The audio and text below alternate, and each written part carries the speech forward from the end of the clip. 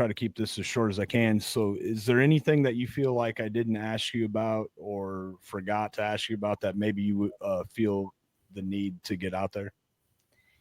I think we've kind of covered the overall picture of it.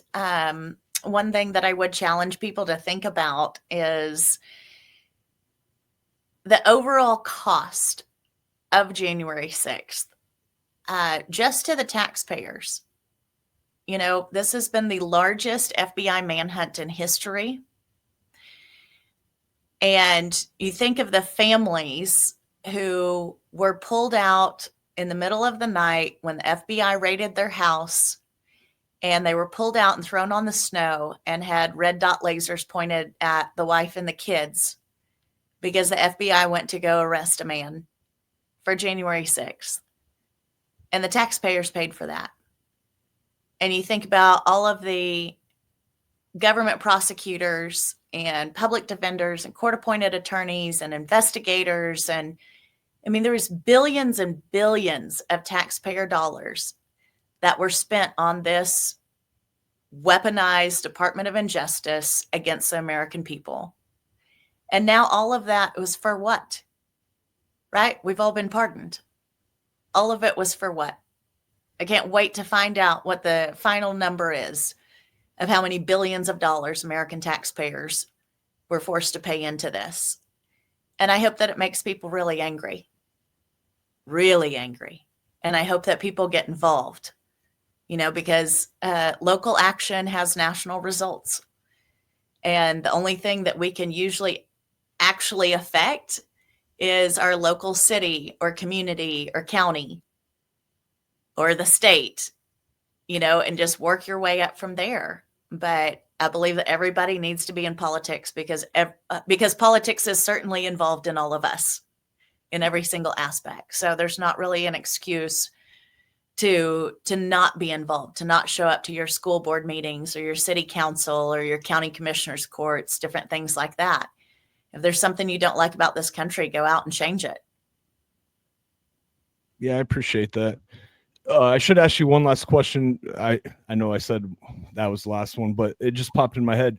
What's your feelings on the J6 committee getting pardoned preemptively?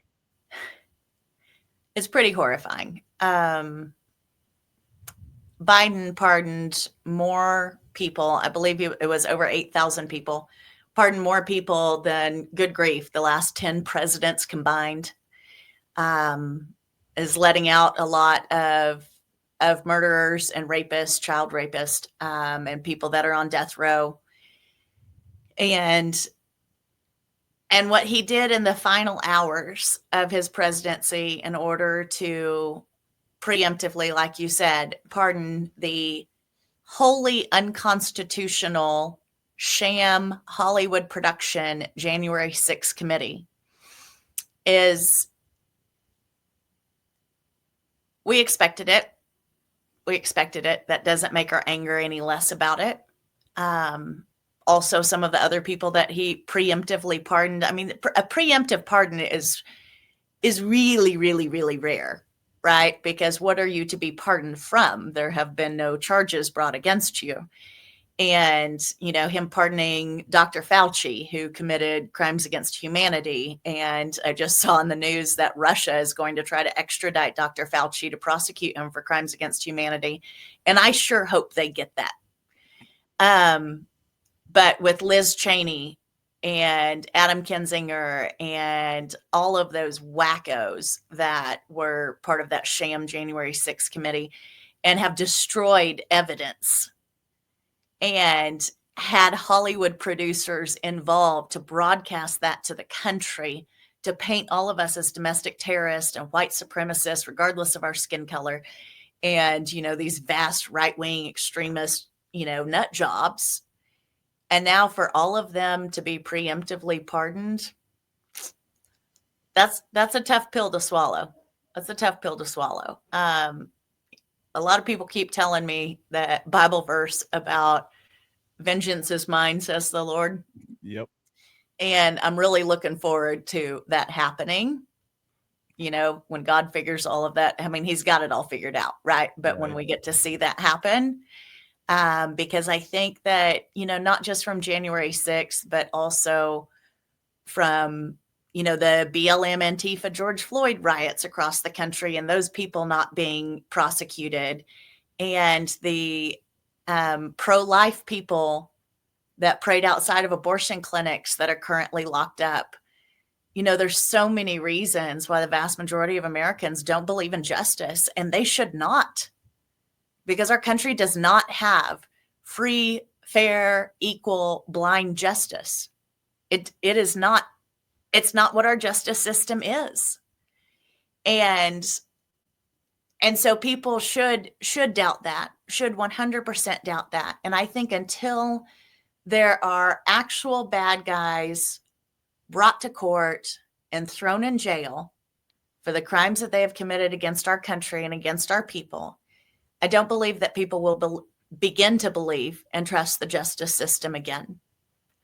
The people like Dr. Fauci, the people like the Clintons. I mean, good grief, the fact that we don't have Jeffrey Epstein's list and those people haven't been to prison, right? We don't even know who those people are.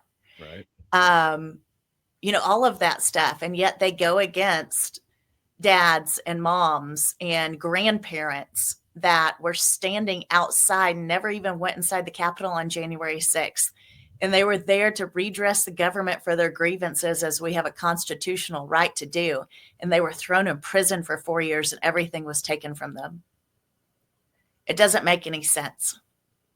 But I can tell you that the Department of Injustice awoke a beast with the January 6th prosecutions and persecutions, because there's 1,600 of us. And now all of our families and our loved ones and supporters and spouses and children and on and on and on, that have all of a sudden become quite passionate about criminal justice reform. And, we weren't involved in that until it happened to us. And a lot of times that's just how life is. Once it affects you, then you care about it.